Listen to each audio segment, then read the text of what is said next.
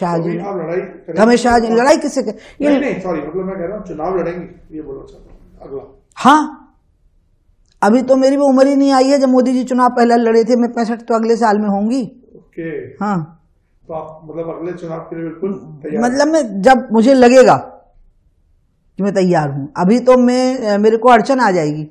मेरे अंदर एक वीकनेस है, मैं आई एम वेरी मतलब cynically sincere to the commitment. तो अगर मेरे को कोई पार्लियामेंट सीट से मैंने चुनाव लड़ लिया तो मेरा पूरा समय और ध्यान रहेगा कि वहां किसी को परेशानी तो नहीं हो गई, और कोई भी परेशानी होगी मैं अपने आप को जिम्मेवार मानूंगी और गिल्टी फील करूंगी, तो भागूंगी एकदम से।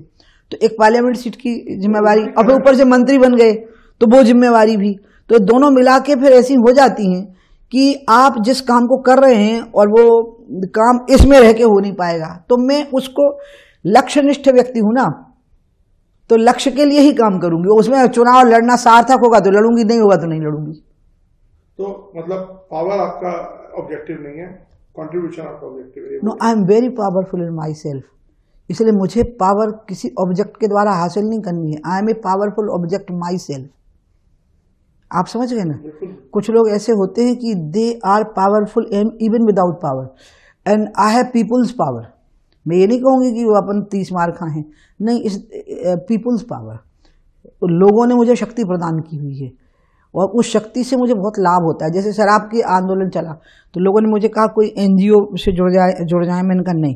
फिर एनजीओ वालों को लगेगा कभी मान लो मैं कुछ दिनों के गंगा जी चली गई, हिमालय चली गई, तो मैंने छोड़ दिया क्या? मैंने कहा नहीं, उनको काम करने दो, उनका काम खराब मत करो।